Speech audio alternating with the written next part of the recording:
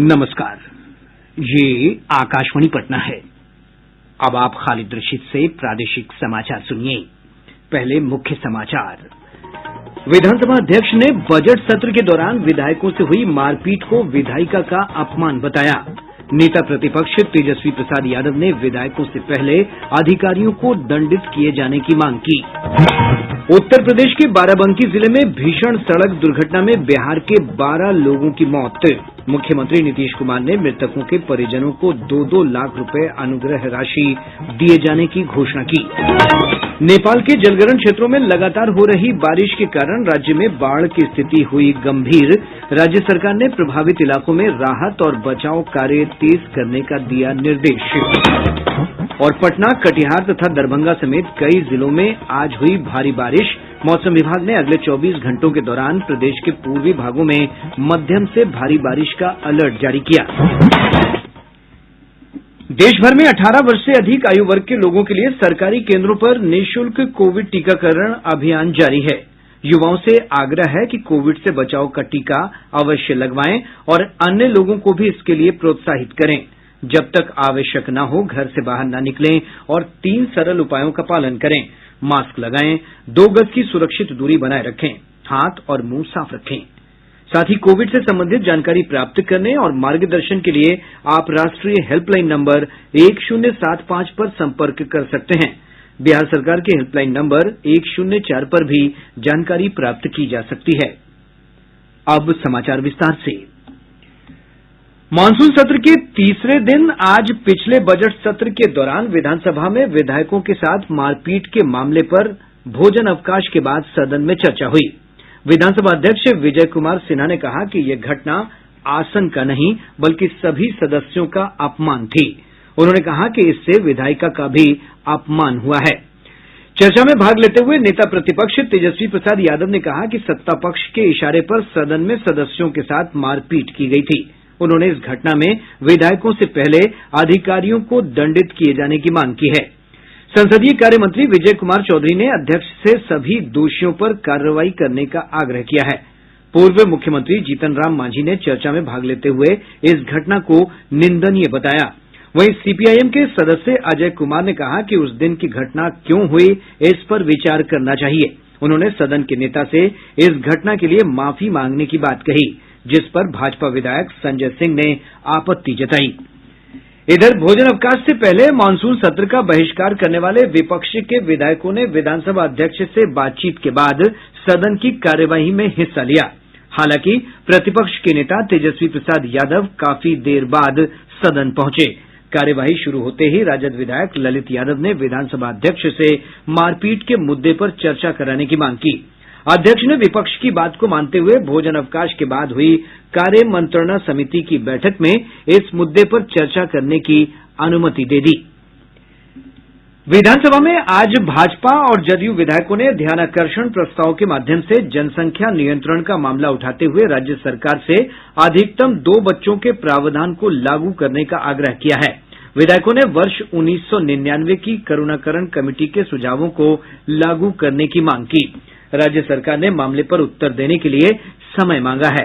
इधर राजद के मुख्य प्रवक्ता भाई बीरेंद्र ने इस मामले पर पार्टी का रुख साफ करते हुए कहा कि जनसंख्या नियंत्रण को लेकर सर्वदलीय बैठक में विचार विमर्श होना चाहिए। उत्तर प्रदेश के बाराबंकी जिले में लखनऊ अयोध्या राजमार्ग पर हुई सड़क दुर्घटना में बिहार के 12 लोगों समेत कुल 18 लोगों की मौत हो गई। हादसे में 12 से अधिक लोग घायल भी हुए हैं। मुख्यमंत्री नीतीश कुमार ने इस घटना पर दुख व्यक्त किया है। श्री कुमार ने अधिकारियों को मौके पर भेजकर घायल यात्रियों के इलाज की उचित व्यवस्था सुनिश्चित करने के निर्देश दिए। मुख्यमंत्री ने दुर्घटना में मारे गए बिहार के लोगों के परिजनों को 2-2 लाख रुपए की अनुग्रह राशि देने और घायलों का मुफ्त इलाज किए जाने की घोषणा की है। केंद्र सरकार ने राज्यों को सलाह दी है कि वे भारतीय आयुर्विज्ञान अनुसंधान परिषद ICMR के विचार विमर्श से राज्य विशिष्ट सीरो सर्वेक्षण करें ताकि जिला स्तरीय डेटा तैयार किया जा सके। केंद्रीय स्वास्थ्य सचिव राजेश भूषण ने सभी राज्यों के अपर मुख्य सचिव, प्रमुख सचिव और स्वास्थ्य सचिवों को पत्र लिखा है। श्री भूषण ने कहा कि ये सर्वेक्षण स्थानीय जन स्वास्थ्य उपायों को तैयार करने में आवश्यक है। स्वास्थ्य मंत्रालय ने कहा है कि राज्यों और केंद्र शासित प्रदेशों को अब तक 46 करोड़ 23 लाख टीके उपलब्ध कराए गए हैं। 1 करोड़ 20 लाख 70,820 और टीके जल्द ही मिल जाएंगे। मंत्रालय ने यह भी बताया है कि राज्यों, केंद्र शासित प्रदेशों और निजी अस्पतालों के पास अभी भी 2 करोड़ 18 लाख से अधिक टीके उपलब्ध हैं। प्रदेश में कोरोना के सक्रिय मामलों की संख्या घटकर 483 हो गई है। स्वस्थ होने की दर 98.60% है। पिछले 24 घंटों के दौरान 51 मरीज स्वस्थ हुए। इसी अवधि में संक्रमण के 67 नए मामले सामने आए हैं। अब तक 7,14,474 मरीज ठीक हो चुके हैं। इधर राज्य में अब तक 2 करोड़ 32 लाख से अधिक लोगों को कोविड से बचाव के टीके दिए गए हैं, जबकि देश में 44 करोड़ 61 लाख से अधिक लाभार्थियों का टीकाकरण हो चुका है। 1 अगस्त से पटना गया समेत कई स्टेशनों से चलने वाली 6 जोड़ी यात्री स्पेशल ट्रेनों का परिचालन एक बार फिर शुरू हो रहा है। इनमें गया जमालपुर, गया किऊल, पटना सासाराम समेत कई अन्य ट्रेनें शामिल हैं। पूर्व मध्य रेलवे के मुख्य जनसंपर्क अधिकारी राजेश कुमार ने बताया कि इन ट्रेनों का परिचालन अगले आदेश तक जारी रहेगा। नागरिक उड्डयन विमानन मंत्री ज्योतिरादित्य सिंधिया ने राज्यसभा में कहा है कि देश के सभी राज्यों के हर शहर को हवाई सेवा से जोड़ने की कोशिश की जा रही है। सांसद राकेश सिन्हा के बेगूसराय से हवाई सेवा शुरू करने की मांग पर जवाब देते हुए उन्होंने कहा कि क्षेत्रीय संपर्क योजना के अगले चरण में बेगूसराय को ध्यान में रखते हुए कार्य योजना बनाई जाएगी। प्रधानमंत्री नरेंद्र मोदी राष्ट्रीय शिक्षा नीति 2020 की पहली वर्षगांठ के अवसर पर कल अपराह्न 4:30 बजे देश के शिक्षण समुदाय को संबोधित करेंगे। इस दौरान वे शिक्षा क्षेत्र से जुड़े कई महत्वपूर्ण सुविधाओं को भी लॉन्च करेंगे। प्रादेशिक समाचार आप आकाशवाणी पटना से सुन रहे हैं। नेपाल के जलग्रहण क्षेत्रों में हो रही बारिश के कारण उत्तर बिहार में बाढ़ का खतरा बढ़ गया है। जल संसाधन विभाग के अनुसार गंडक, बागमती और कोसी नदी के जलग्रहण क्षेत्र में पानी का दबाव बढ़ रहा है। वाल्मीकिनगर स्थित गंडक बराज से आज दोपहर तक 1,50,200 क्यूसेक पानी छोड़ा गया। लगातार हो रही बारिश के कारण जल संसाधन विभाग ने नदियों के किनारे बसे जिलों में अलर्ट जारी किया है। हमारे मुजफ्फरपुर संवाददाता ने बताया है कि लखनदेई और मानुषमारा नदी के जलस्तर में वृद्धि से औराई और गायघाट की सड़कों पर तेजी से पानी फैल रहा है। मुजफ्फरपुर की 3 नदियों में से लखनदेई और मनुषमारा नदी के जलस्तर में बढ़ोतरी देखा जा रहा है। औराई प्रखंड के 16 पंचायतों में बाढ़ का पानी प्रवेश कर गया है। वहीं लखनदेई में बाढ़ के पानी से औराई, राजखंड, सिमरी, रामपुर, रतवाड़ा, धसना, भलुरा, खेतलपुर, नया गांव, बभनगामा, धरहरवा, भरतुआ समेत 16 पंचायतों के करीब 5 दर्जन गांव के चौड़ में भी पानी फैल गया है। बागमती के जलस्तर में वृद्धि से कटौझा एवं बेनीबाद में फिर से पानी बढ़ने लगा है। वहीं बूढ़ी गंडक नदी के जलस्तर में कमी जारी है। आकाशवाणी समाचार के लिए मुजफ्फरपुर से कौशल किशोर कौशिक। इधर खगड़िया जिले में बागमती, बूढ़ी गंडक और कोसी नदी के जलस्तर में बढ़ोतरी से तटवर्ती इलाकों में पानी फैल गया है। कई नए इलाके बाढ़ की चपेट में आ गए हैं।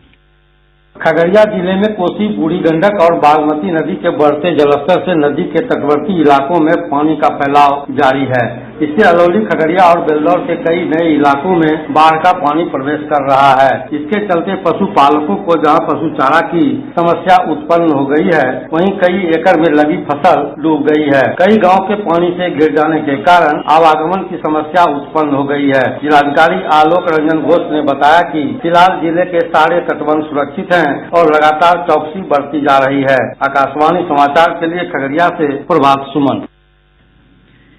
कोसी और सीमांचल के जिलों में भी नदियों के जलस्तर में बढ़ोतरी से कई इलाकों में बाढ़ का खतरा मंडरा रहा है। अररिया से हमारे संवाददाता ने बताया है कि जिले में नूना नदी एक बार फिर उफान पर होने से निचले इलाकों में बाढ़ का पानी प्रवेश करने लगा है।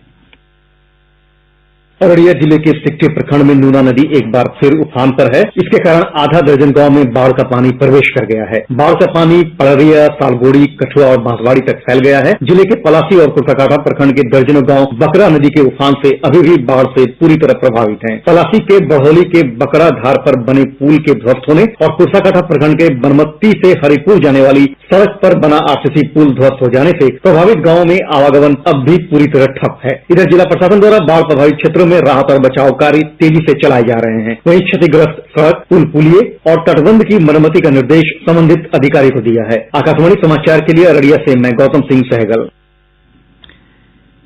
कटिहार जिले में गंगा, कोसी, कारीकोसी और बरंडी नदी के जलस्तर में वृद्धि हो रही है। हमारे संवाददाता ने बताया है कि गंगा नदी के समीपवर्ती इलाकों में कटाव शुरू हो गया है। अहमदाबाद प्रखंड के चौकिया पहाड़पुर और खट्टी भवानीपुर पंचायत की बड़ी आबादी कटाव की जद में है। जिलाधिकारी उदयन मिश्रा ने बताया है कि संबंधित इलाकों में कटाव रोधी कार्य प्रारंभ कर दिए गए हैं। जल्द ही इसे पूरा कर लिया जाएगा। इधर राज्य सरकार ने प्रभावित इलाकों में राहत और बचाव कार्य तेज करने के निर्देश दिए हैं। वहीं सीतामढ़ी जिले में बारिश में कमी होने के साथ ही बाढ़ की स्थिति में धीरे धीरे सुधार हो रहा है। निचले इलाकों से पानी निकलने से हालात सामान्य होने लगे हैं। केंद्रीय जल आयोग के अनुसार राज्य की 6 नदियां गंडक, बूढ़ी गंडक, बागमती, कोसी, कमला बलान और अधवारा समूह की नदियां खतरे के निशान से ऊपर बह रही हैं। संतोष की बात है कि इनमें से अधिकांश के जलस्तर में कमी दर्ज की जा रही है या फिर यह स्थिर बनी हुई है।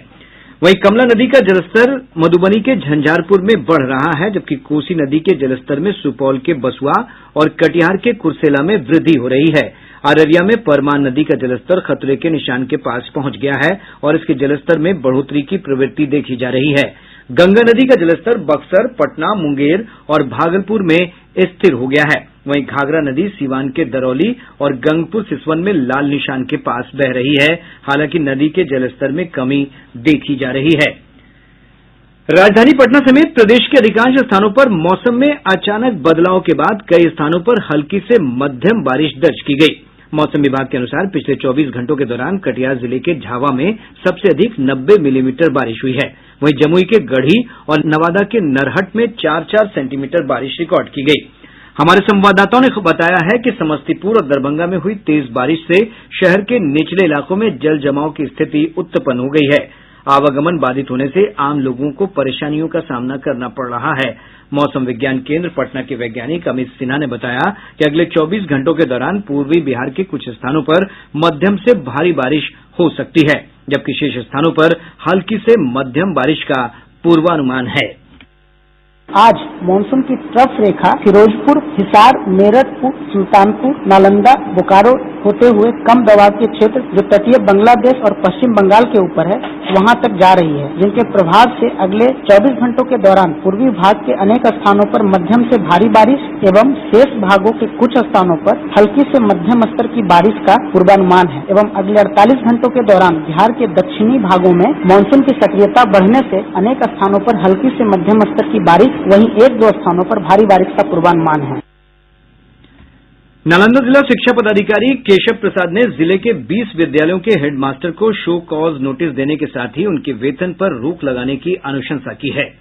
कटिहार जिले के फलका थाना क्षेत्र में पिछले दिनों बंधन बैंक कर्मी से हुई लूट के मामले में पुलिस ने मुख्य अभियुक्त को गिरफ्तार कर लिया है। जमुई पुलिस ने अर्धसैनिक बलों की मदद से बरहट थाना क्षेत्र के खीरिया जंगल से नक्सली संगठन के सेक्शन कमांडर सपन मांझी उर्फ सपन संथाल को गिरफ्तार कर लिया।